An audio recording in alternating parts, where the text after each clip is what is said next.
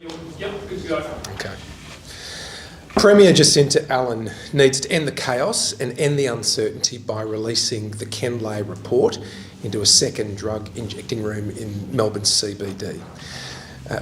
Not releasing the report is leaving Victorians uncertain about what the government's position is, indeed if it even has a position. It's also creating uncertainty for businesses in the CBD. We want people to come back to the CBD. We want people to invest in the CBD.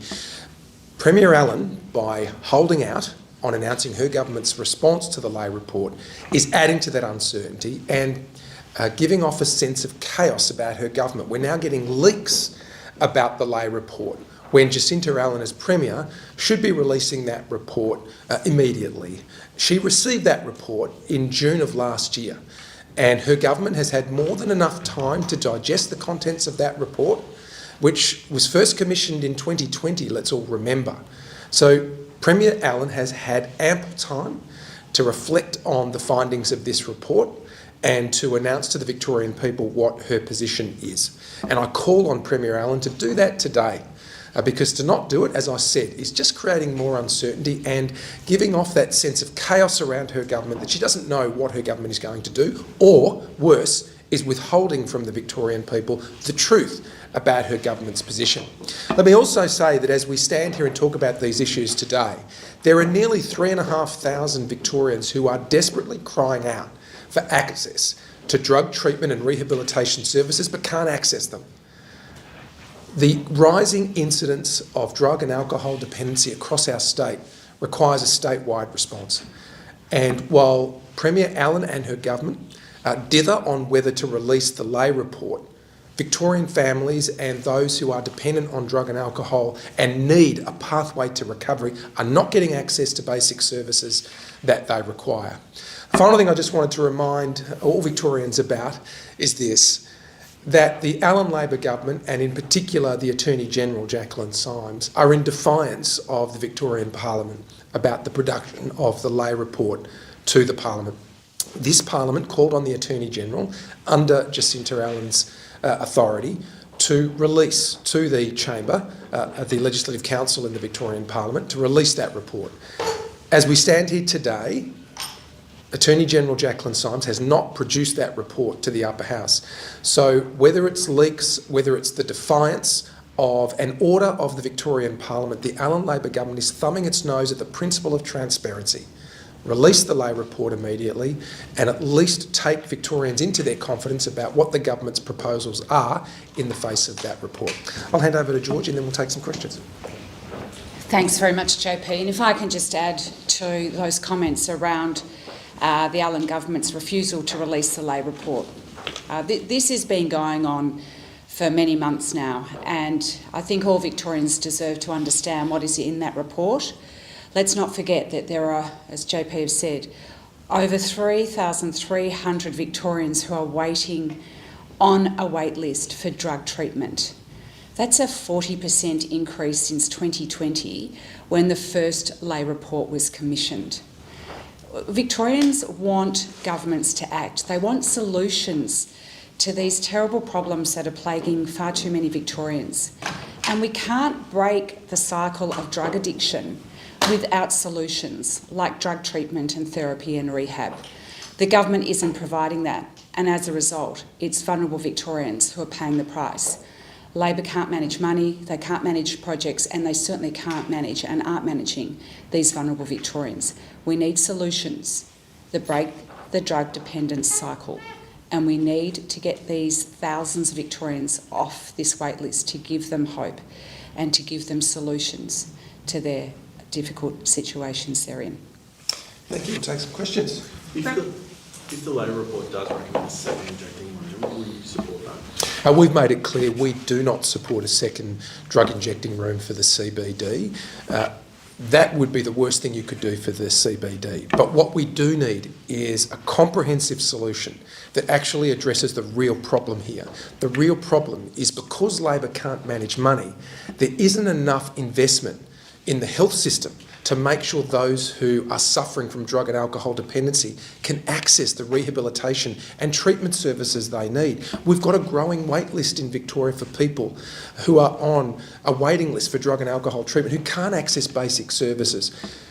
We're seeing a rising incidence in drug and alcohol dependency across Victoria. It requires a statewide response. We want all of the investments to operate right across our state so that all Victorians, no matter where you live, you have basic access to drug and alcohol treatment. That's not happening at the moment. So if the Allan Labor government decides to invest an enormous amount of resources into a second injecting room for the CBD, that's going to deprive the rest of Victoria from the real access issues they're facing in terms of being able to enrol in a drug and alcohol treatment program. Mr Lay is a former police commissioner. As Georgie mentioned, he spent 4 years studying this. You're not going to go in with an open mind and at least read his reasonings, presuming the report is right, that it will. He will recommend a second injecting room, so you're not even going to sort of listen to his argument? Oh, we'll read the report if ever Premier Jacinta Allan decides to release it. She should do so immediately. Look, we have enormous respect for Ken Lay. I think all Victorians do. But we also have a difference of view about whether a second injecting room for the CBD is the appropriate way to go. We're looking at the whole board. We're looking at all of Victoria. And what we're seeing is drug and alcohol incidents increasing, not getting better. So what that means from a health response is more resources into drug and alcohol treatment programs. That's not happening under the Allan Labor government because there's no money to invest in basic health services. That's why we're looking at the whole state and wanting a solution that applies from one end of Victoria to the other. The Premier insists that the government is treating this issue with a sense of urgency. It's been 10 months. Is that treating it urgently? It's been more than 10 months. In fact, Ken Lay was first asked to prepare a report back in 2020, so it's been a long time coming. I don't think Premier Allan, with all due respect, understands how much Victorians want to see this report and understand what's in it. And for Premier Allan to say that this is urgent when she's had the report for 10 months and it is now leaking, it's reached the point where even people inside her own government and around her cabinet table are starting to leak information for her. So this report is coming out, it seems, in dribs and drabs when the most appropriate and sensible course is for Premier Allan just to release the report. Victorians are up for a mature discussion on drug and alcohol dependency. These are complex issues. We all know that.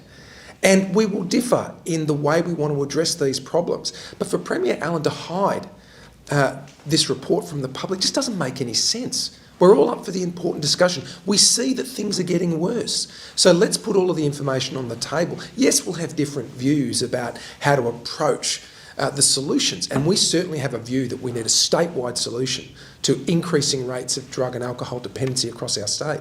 But that's no excuse for Jacinta Allan to continue to hide this report from the Victorian people. Do you think the government can actually still claim executive privilege over this report? We've asked, we dispute Premier Allan's claim of executive privilege, and we're seeking to refer that to an arbiter in the Victorian Parliament. Mind you, it should not be necessary for non-government parties, and in particular the opposition, to have to refer this off to an arbiter when the easiest and most sensible thing for Premier Allan to do is simply release the report. We all know it's there. We're seeing bits and pieces of the report get leaked out from under Premier Allan's nose, so just leak the report. We don't buy the argument about executive privilege. We think it's just an excuse to keep the report from the Victorian people. Do you think there's any reason why they shouldn't release the report? She wants to have a response as well as the report and do it at the same time. Would you welcome it just to release the report without the response? Can you see any reason why you wouldn't? There's no reason why the Premier needs to withhold the report until her government is ready to outline its response. Victorians are up for a mature discussion on drug and alcohol dependency rates increasing in Victoria. They know the issues are complex, but they want sensible solutions that apply right across our state. In releasing the report, Premier Allan will still be able to choose the timing of her own government's announcement about its response to the report. But everybody knows the report is there. It's coming out in dribs and drabs, and it's creating a sense of chaos around a very important and sensitive issue, and it's also creating uncertainty about the future of the CBD. And Georgie and I and our colleagues, we all hear this from businesses, community groups, leaders in and around our CBD who just want to know what the government's position is and want to see the report, because we all have a stake in the future of our city. And that's why Premier Allen should release this report immediately. Do you support a second injecting room outside of the CBD? Our approach to drug and alcohol treatment is that we're seeing right across our state drug and alcohol dependency go up, not down. So our concern and our priority is on making sure our state is managed well from a financial perspective so we can make the health investments in drug and alcohol treatment. Where we've differed from the government on injecting rooms is that I can understand why the government is wanting to go down that path, but what injecting rooms tend to do is perpetuate a cycle of dependency. And our priority is to try and break that cycle of dependency by getting people into rehabilitation and treatment programs. Now, the issue with that is that you need to make sure your investment in health resources and facilities and programs applies right across our state. By opening a second injecting room in the CBD, the risk is that you put all of those health investment eggs in one basket and ignore the needs of our entire state. And that would come at a great expense to all of those families and Victorians who desperately need access to services right now. Just on another matter, Jill Gallagher, the leading First Nations campaigner, told a gathering in Geelong that work towards a historic treaty could be undone if there is a change in Victoria's government. Do you rule out at all, if you are elected, at least advancing the treaty? Our approach in government will be to close the gap. And I respect fully that Premier Jacinta Allen wants to proceed with the treaty. Our priority and our approach is to close the gap because we want all Indigenous Victorians, as with all Victorians, to be able to enjoy educational attainment rates consistent with the rest of the community. We want to see less people in out-of-home care. We want to see more Indigenous Victorians taking part in Victorian life, in all of the opportunities and promise that our state has to offer. We see closing the gap as our priority. I respect the fact that Premier Allen wants to proceed with the treaty, and I hope and trust that in the coming weeks and months she'll start to explain to the Victorian people what she proposes to put in that document. But we all want to see the same thing, I think, at the end of the day. We all want to see Indigenous Victorians enjoy better life outcomes, and they're not. Closing the gap indicators, for the most part, are heading south, not in a better direction.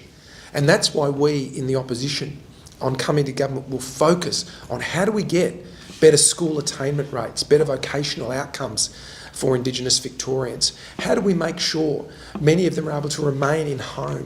How are we going to make sure that fewer and fewer of them are in custodial settings? Because we saw just last year alone that there was a 5.5% increase in the rate of Indigenous Victorians in custodial settings. That's not a good sign. So we want to focus on practical outcomes for all Indigenous Victorians. And in part of her speech, she also said that First Nations people should be exempt from paying land tax. What do you make of that? No, we don't see that there is a basis for differential tax rates based on people's ethnicity or racial backgrounds. We think that we want a tax system that operates fairly right across the board. And I should say, given the financially parlous state that Victoria is in under the Allen Labor government, we want to see a less punitive tax regime and one that rewards aspiration for all Victorians, no matter what your background. If the government was to set up a second injecting room and you were to become into government at the next election, would you scrap it? We obviously want to make sure that health resources are applying right across our state. So obviously in coming to government, we'll be confronted with decisions and commitments that the Allen Labor government has made. We would simply ask the Allen Labor government to review its position and take into account that drug and alcohol dependency across our state is getting worse and worse in very significant ways, and that we need an investment right across our state. I respect the fact that there are different opinions on this very complex and sensitive issue. We really do. But we've got to be sensible about how we invest the health budget to make sure we're reaching as many Victorians as possible so that those right across our state, from east to west, from north to south, are able to access drug and alcohol treatment and rehabilitation programs, because at the moment we know that nearly 3,500 Victorians can't, and they desperately need that access. So is that a yes or a no? Will you dump, if there's an injecting room up and running in the CDB, will you dump it? Well, we will transition our health resources so that we're applying right across the state. We think that injecting rooms invest an enormous amount of resources in one single location. We know from data that those who are dependent on drug and alcohol, particularly with those with high acuity, are injecting at multiple locations in the course of a week. So it's not a single location. So we're concerned that we need, if we really want to overcome the challenge and scourge of drug and alcohol dependency, which is getting worse in Victoria, we need an investment in those programs. And unless you have programs right across our state, the situation will continue to get worse. So our view in government will be, obviously we'll look at the commitments that the Allan Labor government has made, but our approach will be to transition all health funding so that they apply fairly right across our state, so that we can maximise access for Victorians no matter where you live, no matter what your background, you can access a drug and alcohol treatment and rehabilitation program in a timely way, because at the moment the waiting list is getting longer and worse. The public sector union has struck a deal to give public servants paid period leave. Is that something you support, and does this set a precedent for the private sector to follow suit? Anything employers can do to assist their employees is something we support. Would you encourage the private sector to implement those same arrangements? I'd encourage all employers to work cooperatively with their employees and union representatives where they exist and reach amicable outcomes. What we want is an enterprise bargaining program across government that minimises disputation and gets people back to work, so that we don't see industrial action like we're seeing that we have seen with Victoria Police, we've seen with paramedics, we've seen with V-line workers, we've seen with public sector workers. We just want agreements to be struck in a timely manner. We're not fussed too much as long as people are back at work serving the Victorian people. RMIT's released research showing that our transport's not keeping up with the growth of residential growth in the city. Do you think the government's doing enough to increase transport in our growth corridor? Not only is the Allan Labor government not doing enough, it's actually going to make the problem worse. We are seeing population growth at enormous rates right across Melbourne. And what the Allan Labor government is going to do is put all of our eggs in one basket of the suburban rail loop, and it's going to starve other areas, whether it's buses, trams or trains, or other transport initiatives right across our state, are going to be ignored because all of our eggs are put in one basket. So today's report from RMIT reinforces the message we've been sending out to Victorians. We want a whole of state vision for how we develop infrastructure and transport initiatives right across our state, as our state grows at enormous rates. The Allan Labor government wants to put all of our eggs in one basket, and that's not only going to ignore the problem, it's actually going to make it worse. Thank you very much.